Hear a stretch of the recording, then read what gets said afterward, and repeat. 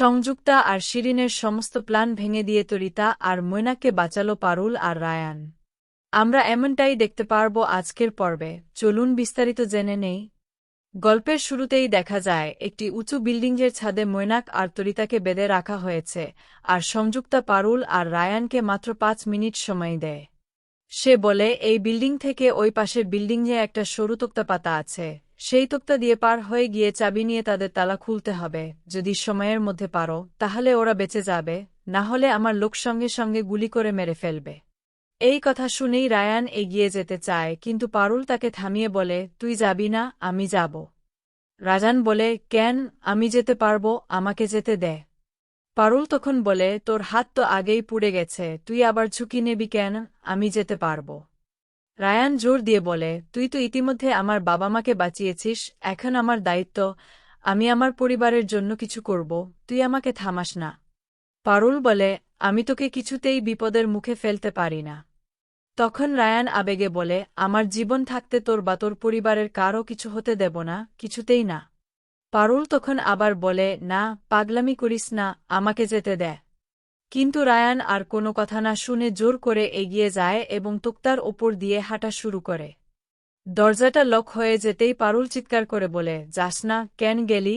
আমি তোকে কিছুতেই বিপদে ফেলতে পারি না। এদিকে সংযুক্তা দূর থেকে সব দেখছে আর মনে মনে ভাবছে, পারুলই তো যেতে চাইছিল, তাহলে রায়ান কেন গেল?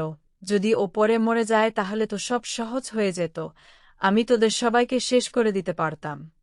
আর এদিকে পারুল ভেতরে ভেতরে ভেঙে পড়ে, মনে মনে বলতে থাকে, তুই কেন এমন করলি রায়ান? আমি তোকে ভালোবাসি, তোর জন্যই আমার এত কষ্ট হচ্ছে, তুই কেন নিজের জীবনটা এমন ঝুঁকিতে ফেললি?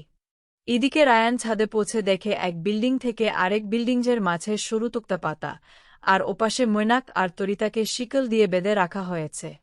দৃশ্যটা দেখেই রায়ান এক মুহূর্তের জন্য থমকে যায়। তখন তরিতা কাঁদতে কাঁদতে বলে, রায়ান, তুমি এত বড় ঝুঁকি নিও না, তুমি পারবে না, প্লিজ ফিরে যাও, তোমার সামনে তো অনেক বড় জীবন পড়ে আছে, পারুলের সঙ্গে সুখে থাকো, তোমাদের সন্তান হোক, বসু পরিবারের উত্তরাধিকারী হোক, আমরা না থাকলেও কিছু যায় আসে না, শুধু আমাদের মনে রেখো। কিন্তু রায়ান তার কথা শুনে দিয়েত গলায় বলে, বৌদি তুমি চুপ করো, আমি তোমাদের বাঁচাবি, তোমরা কোনো চিন্তা করো না। এই বলে সে চাবিটা হাতে নিয়ে তক্তার ওপর পা রাখে এবং ধীরে ধীরে এগোতে শুরু করে। প্রথমে সাবধানে পা ফেললেও কিছু দূর যেতেই তার ভারসাম্য নড়বড়ে হয়ে যায়, সে প্রায় পড়ে যেতে থাকে। তখন একবার পিছনে তাকিয়ে মনে মনে বলে, না, আমি থামতে পারবো না, আমাকে যেতেই হবে, দাদা আর বৌদিকে বাঁচাতেই হবে।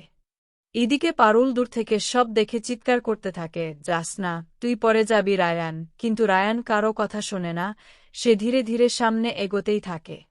ওপাশ থেকে তরিতা বারবার অনুরোধ করতে থাকে, ফিরে যাও, তুমি পরে যাবে, আমরা চাই না তোমার জীবন এভাবে শেষ হয়ে যাক, আমাদের যেতে দাও। কিন্তু রায়ান কিছুতেই থামে না। হঠাৎ নিচের দিকে তাকাতেই তার মাথা ঘুরে যায়, সে ভয় পেয়ে যায় এবং পা পিছলে যায়। ঠিক সেই মুহূর্তে সে তক্তা থেকে ঝুলে পড়ে, হাত দিয়ে কোনমতে ধরে থাকে। এই দৃশ্য দেখে সবাই চিৎকার করে ওঠে, আর পারুল কান্নায় ভেঙে পড়ে। কিন্তু ঝুলতে ঝুলতেই রায়ান দাঁতে দাঁত চেপে বলে, না, আমি কিছুতেই হার মানব না, আমি কিছুতেই কিছু হতে দেব না, আমাকে যেতেই হবে, ওদের বাঁচাতেই হবে। ওদিকে রায়ানের মা উদ্বিগ্ন হয়ে বলে, কি ব্যাপার মা? আমি আমার ছেলের জন্য প্রদীপ জ্বালিয়েছিলাম, হঠাৎ করে প্রদীপটা নিভে গেল কেন?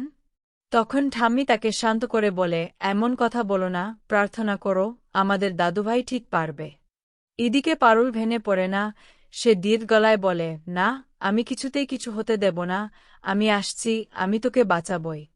অন্যদিকে শিরিন ভীষণ টেনশনে থাকে, কিন্তু সংযুক্তা ঠান্ডা মাথায় বলে, এখনই রায়ান পরে মরবে, তুমি ওর কথা ভেবো না, সে তোমার সঙ্গে বেইমানি করেছে, পারুলের কথা শুনেছে, তাই ওর জন্য ভাবার দরকার নেই। তখন পারুল দরজা খুলে দেওয়ার জন্য চিৎকার করতে থাকে, বলে, দরজা খোলো, আমি যাব। সংযুক্তা হাসতে হাসতে বলে, দরজা খুলে দাও, একসাথে দুজন মরুক। দরজা খুলতেই পারুল ছুটে ছাদে চলে যায়। ওপাশে ঝুলতে থাকা রায়ান চিৎকার করে বলে, পারুল তুই চলে যা, তুই আসিস না। কিন্তু পারুল কাঁদতে কাঁদতে বলে, না, আমি তোকে এভাবে শেষ হয়ে যেতে দেব না, কিছুতেই না। সংযুক্তা দূর থেকে দেখে বলে, দেখো তো এই পারুল কি করে, কিন্তু তার লোকজন বলে, কিছুই করতে পারবে না, সময়ের মধ্যে ওরা কিছুতেই পারবে না, শেষমেশ ওদের গুলি করে মারা হবে, আর ওরাও শেষ হয়ে যাবে। এই কথা বলে সংযুক্তা আর শিরিন হেসে ওঠে। এদিকে পারুল তক্তার ওপর পা রেখে ধীরে ধীরে এগোতে থাকে। সবাই তাকে বারবার থামতে বলে, কিন্তু সে কারও কথা শোনে না। অবশেষে সে রায়ানের কাছে পৌঁছে যায় এবং নিজের শরীর তক্তার ওপর শুইয়ে দিয়ে তাকে ধরে ফেলে।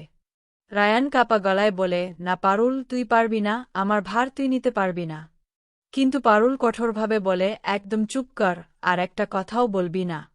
তারপর নিজের ওড়না দিয়ে রায়ানের হাত শক্ত করে বেঁধে দেয় এবং তাকে উপরে উঠার চেষ্টা করতে বলে। রায়ান দুর্বল গলায় বলে, আমি পারছি না। তখন পারুল রাগে বলে, মিথ্যে কথা বলিস না, আমি জানি তুই ভাবছিস আমি তোর ভার নিতে পারব না, তাই এসব বলছিস, কিন্তু একবার ভাব, যাকে তুই ভালোবাসিস তার কথা, অন্তত তার জন্য শক্ত হয়ে দাঁড়া, আমার কথা না ভাবলেও চলবে। পারুলের এই কথাগুলো শুনে রায়ানের ভেতরে নতুন করে সাহস জেগে ওঠে, আর সে শেষ চেষ্টা করার জন্য নিজেকে শক্ত করে তোলে। এদিকে সংযুক্তার লোকজন বারবার বলতে থাকে, কিছুতেই পারবে না ওরা, কিন্তু সংযুক্তা আত্মবিশ্বাসের সঙ্গে বলে, তোমরা কিছুতেই সময়ের মধ্যে কাজ শেষ করতে পারবে না, তোমাদের সময় শেষ, এই বলে সে 10 থেকে গোনা শুরু করে।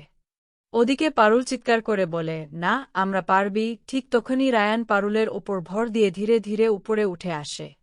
এই দৃশ্য দেখে শিরিন হতবাক হয়ে বলে, ম্যাডাম, ওরা পারবে না, কিছুতেই পারবে না। কিন্তু শেষ মুহূর্তে রায়ান আর পারুল উঠে দাঁড়ায় এবং দৌড়ে তরিত আর মৈনাকের কাছে পৌঁছে যায়। তারপর পারুল দ্রুত চাবি দিয়ে তালা খুলে দেয়। এটা দেখে সংযুক্তা অবাক হয়ে বলে, এটা কি হলো, ওরা তো জিতে গেল। শিরিনও হতভম্ব হয়ে যায়, বলে, আমি বিশ্বাসই করতে পারছি না, ওরা এত দ্রুত জিতে গেল। এরপর মৈনাক রায়ানকে জড়িয়ে ধরে কাঁদতে থাকে, আর তরিতা পারুলকে জড়িয়ে ধরে কান্নায় ভেঙে পড়ে। পারুলও কাঁদতে কাঁদতে বলে, বৌদি, আর দুজন একে অপরকে শক্ত করে জড়িয়ে ধরে। রাজান আর মৈনাকও একে অপরকে আলিঙ্গন করে, আর সবাই আনন্দে ভরে ওঠে। কিন্তু সংযুক্তার আগে ফুঁসতে থাকে, বলে, এদেরকে তো কিছুতেই আলাদা করতে পারছি না, কিভাবে প্রতিটা রাউন্ড জিতে যাচ্ছে। তখন শিরিন বলে, আমি আগেই বলেছিলাম, পারুল সব পারে, ওর জন্য সবকিছুই সম্ভব, আমি আর কিছুতেই এই মেয়েটাকে সহ্য করতে পারছি না।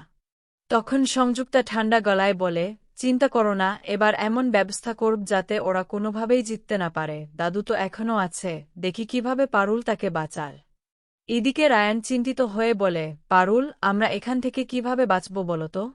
অন্যদিকে শিরিন আবার রাগে বলে, পারুলের জন্যই রায়ানও বিপদে পড়েছে। আর সংযুক্তা তাকে উস্কে দিয়ে বলে, তুমি রায়ানের কথা ভাববে না, সে তোমার সঙ্গে বিশ্বাসঘাতকতা করেছে, এবার দেখো আমি কিভাবে পুরো পরিবারকে শেষ করি, কেউই বাঁচতে পারবে না। এরপর দাদুকে আবার নিয়ে আসা হয় নতুন ফাঁদে ফেলার জন্য, আর এই দৃশ্য দেখে রায়ান আর পারুল চিৎকার করে ওঠে। আজকে এই পর্যন্তই। আপডেট পেতে চ্যানেলটি সাবস্ক্রাইব ও বেল আইকনে ক্লিক করে রাখুন।